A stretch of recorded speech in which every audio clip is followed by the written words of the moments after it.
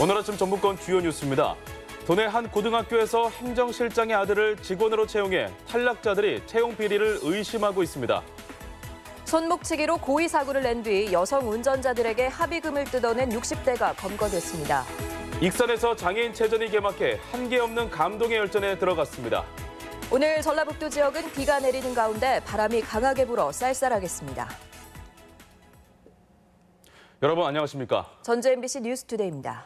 공공기관들의 채용 비리가 연일 쏟아져 나오고 있는데요. 도내 한 고등학교에서 채용 비리로 의심되는 정황이 드러났습니다.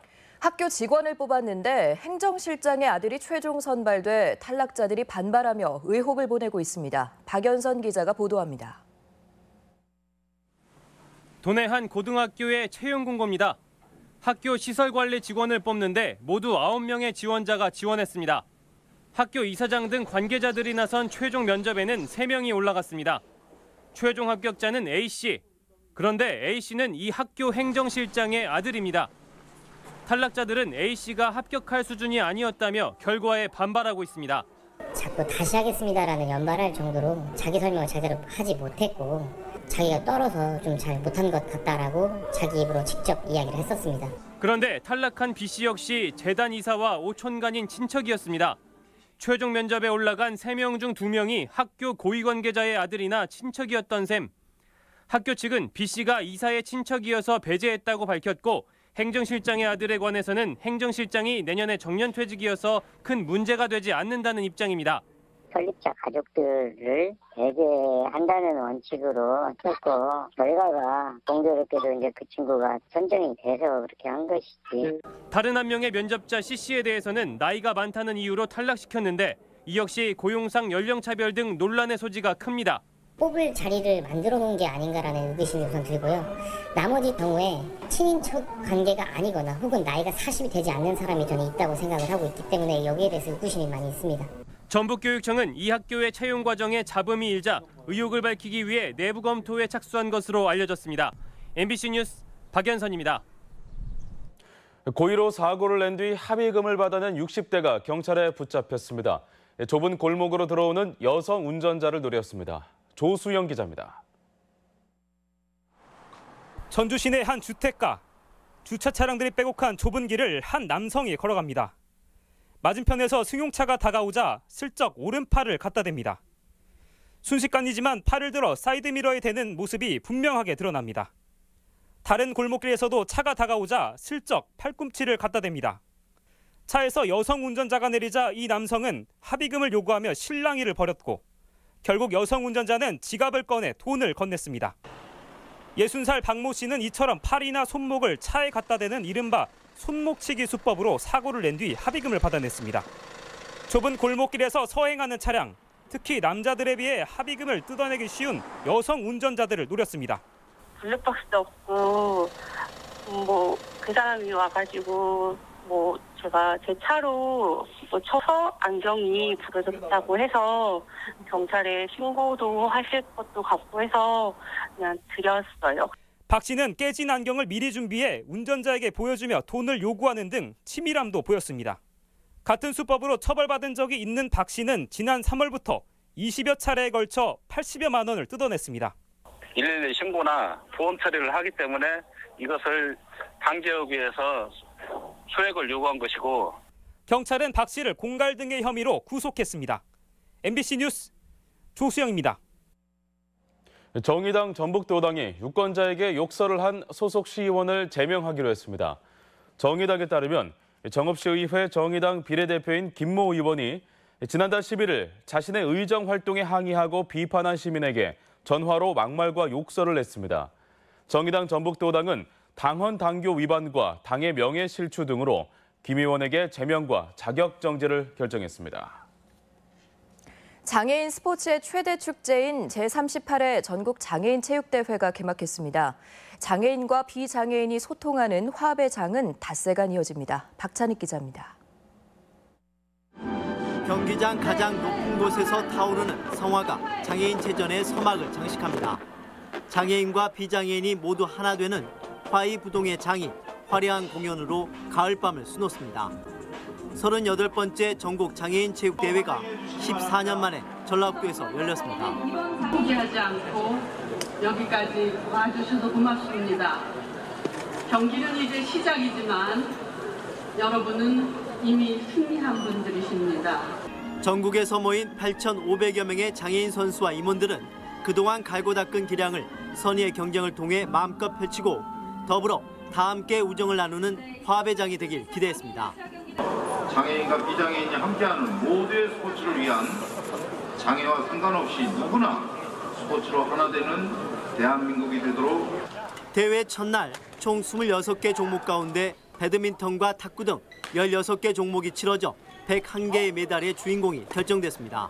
저는 이번 체전이 처음이라서 마음이 새롭고 좋은 성적을 내서 거두고 싶습니다. 전북은 육상 800m와 원반 던지기에서 각각 임준범과 선정미 선수가, 탁구 여자 복식에서 이근우 정문희 선수가 금메달을 목에 거는 등 모두 19개의 메달을 거뒀습니다. 닷새간의 열전에 들어간 전국 장애인체전. 장애를 극복한 환희와 감동의 드라마가 도내 32개 경기장에서 쓰여지고 있습니다. MBC 뉴스 박찬익입니다. 국제 발효식품 엑스포와 비빔밥 축제 등 전주의 음식 문화를 대표하는 축제들이 한꺼번에 열렸습니다. 해외에서 초청된 다양한 발효식품과 지구촌 음식 창의 도시의 음식들을 맛보는 기회도 제공됩니다. 유룡 기자입니다.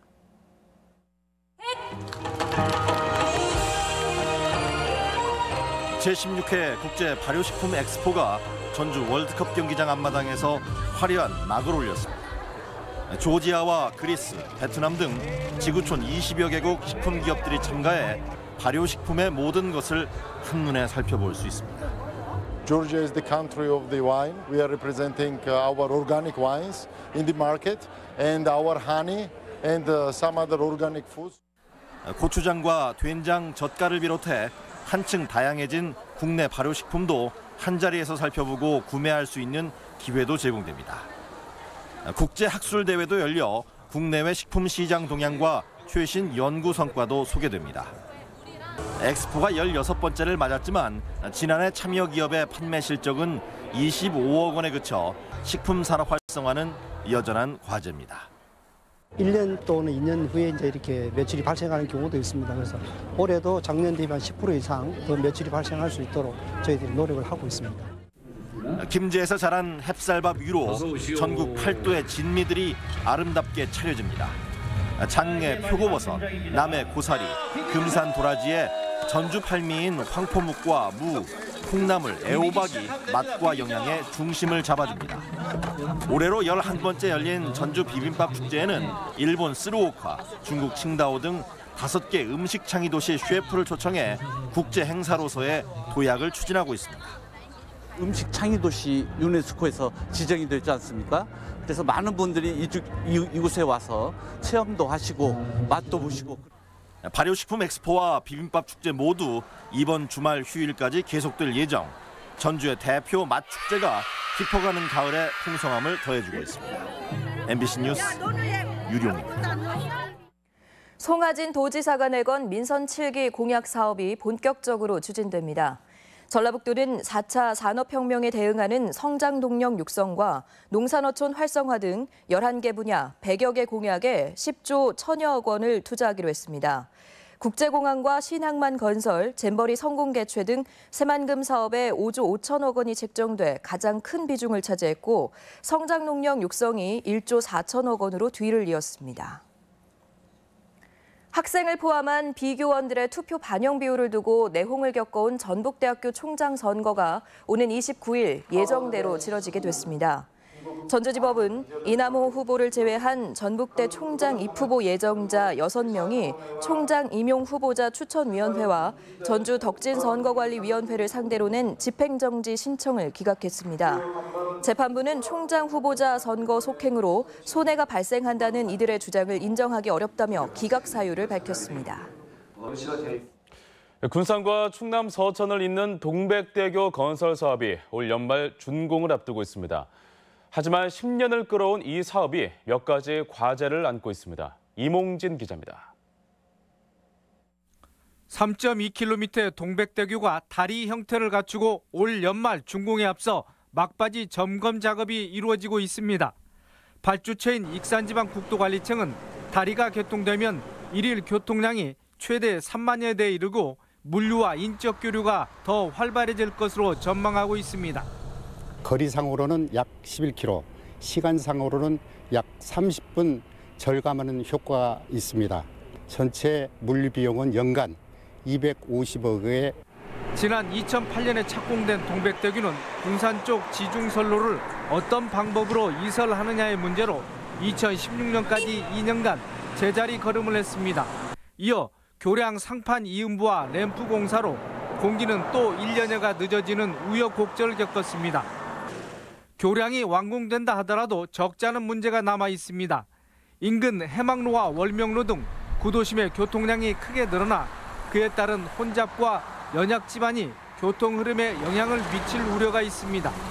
많은 관광객들이 도보로 이동하면서 관광을 해야 되는데 교통사고 등 그런 안전성의 문제가 많이 발생할 걸로 예상됩니다. 또한 먼지와 소음, 미흡한 신호체계 등으로 주민들이 불안해하고 있습니다. 좀 군산에서도 여기일 거거든요.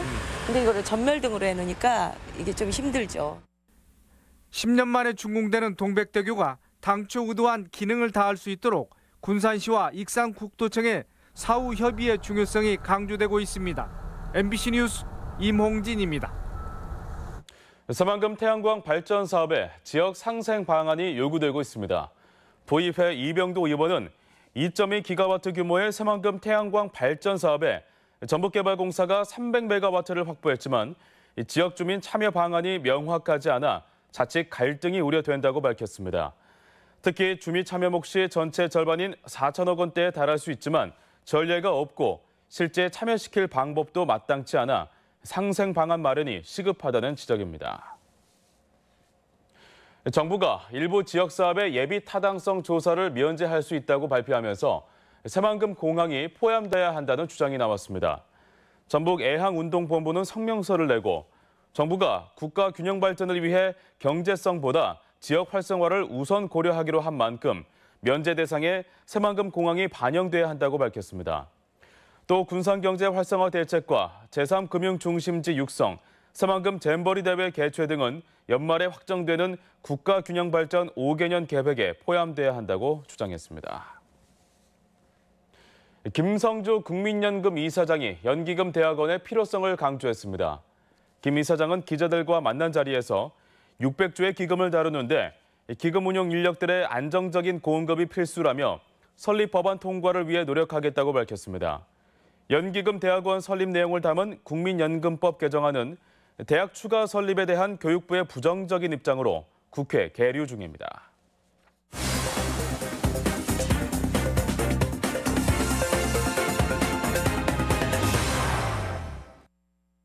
탐방로와 쉼터 등을 갖춘 고창 세계 프리미엄 갯벌 생태지구가 완공됐습니다. 새로운 서해안권 대표 갯벌 생태 관광 명소로 자리매김할 것으로 기대됩니다. 지역 소식 김한광 기자가 종합했습니다. 고창군은 지난 2013년부터 심원면 1원에 총 사업비 249억 원을 들여 준공한 세계 프리미엄 갯벌 생태지구를 공개했습니다. 국토부의 서해안권 개발 시범 사업으로 추진한 갯벌 생태지구는 갯벌과 해송 숲길 탐방로, 오토 캠핑장과 자연 생태 학습장, 체육 시설 등을 갖췄습니다. 고창군은 갯벌 생태 프로그램 개방과 함께 다양한 볼거리와 체험도 제공할 계획입니다. 임실군의 대표 관광지인 치즈 테마파크에 유럽풍 펜션이 들어섰습니다. 지난해 4월 착공해 준공된 임실 치즈 펜션은 지상 3층 규모로 40여 명을 수용할 수 있는 8개의 객실을 갖췄으며 두개동에 16실 규모의 숙소동을 추가 구축해 머무르는 관광지로 만들어 나갈 계획입니다. 그동안 임실에는 옥정호, 치즈 테마파크 등 볼거리는 많았지만 제대로 된 숙소가 없어 아쉽다는 관광객들의 지적이 있었습니다. 관광의 유치에 많은 도움이 되고 테마파크가 체류형 관광지로 도약하는 데 도움이 될 것으로 기대합니다. 순창 지역에서 생산되는 농산물을 홍보 판매하는 로컬푸드 행복장터가 강천산 휴게소 광주 방향에 이어 대구 방향에도 문을 열었습니다. 행복 장터 2호점은 광주 방향보다 규모가 큰 200여 농가 참여로 연 매출 3억 원 이상이 기대됩니다. 이번 개장을 계기로 강천산 휴게소뿐만 아니라 전국 휴게소에 순창 지역 농특산물이 판매될 수 있도록 유통망을 점차 확대해 나갈 계획입니다. 무주군은 다음 달 2일부터 7일까지 서울과 경기 지역에서 반딧불 농특산물 한마당 축제를 개최합니다. 이번 축제는 서울 양재와 수원, 고양, 성남 지역 하나로마트에서 열리며 사과 등 과수를 비롯해 김장 시즌을 겨냥한 무와 배추 등 25개의 품목이 판매됩니다. MBC 뉴스 김한과입니다. 전주 충경로 일부 구간이 이번 주말 차 없는 거리로 운영됩니다. 전주시는 내일 오후 1시부터 9시까지 충경로 내거리에서 다가교 600m 구간에 차량 통행을 제한할 예정이라고 밝혔습니다. 차 없는 사람의 거리는 지난달에 이어 이번이 두 번째로 빈 차도에는 휴식 공간과 함께 각종 문화공연, 청소년 박람회, 야외 영화 상영이 선보입니다. 청년 창업자 양성을 위한 전문기관이 전주에 문을 열었습니다. 중소기업진흥공단은 어제 우석 빌딩에서 이상직 이사장과 입교생 등 70여 명이 참석한 가운데 청년 창업사관학교 개교식을 열고 본격적인 창업 지원에 돌입했습니다. 창업사관학교에는 39세 이하 청년 기업인 30명이 4대1의 경쟁률을 뚫고 입교했는데 전담 교수의 창업 교육뿐만 아니라 개발 자금과 창업 공간, 마케팅 지원을 받을 수 있습니다. 학교 선택권 확대와 원거리 통학을 줄이기 위해 중학교 남녀공학이 적극 추진됩니다. 전라북도 교육청은 시내권에 남녀공학 중학교가 한 군데도 없는 정읍과 김제 등 7개 시군을 주요 대상으로 학부모 의견 수렴을 통해 2020년까지 남녀공학으로 바꿔나갈 계획입니다. 도교육청은 남녀공학이 되면 원거리 통학이 크게 감소되고 학습 효과 개선 등 교육적 효과도 기대된다고 밝혔습니다. 정부의 생활체육 진흥 사업에 지역별 격차가 심해 개선이 요구됩니다. 국회 최경환 의원에 따르면 국민체육진흥공단이 지난 5년간 지원한 4천억 원이 넘는 체육시설 확충 사업이 수도권 등에 집중되고 전북을 포함한 6개 시도는 한 푼도 지원받지 못했습니다. 특히 생활체육시설 확충 사업이 공모 형식인데다 사업비 70% 지방비 부담이 이 같은 지역 격차의 원인으로 지목돼 제도 개선이 시급합니다. 우리 지역 행사와 문화 소식입니다.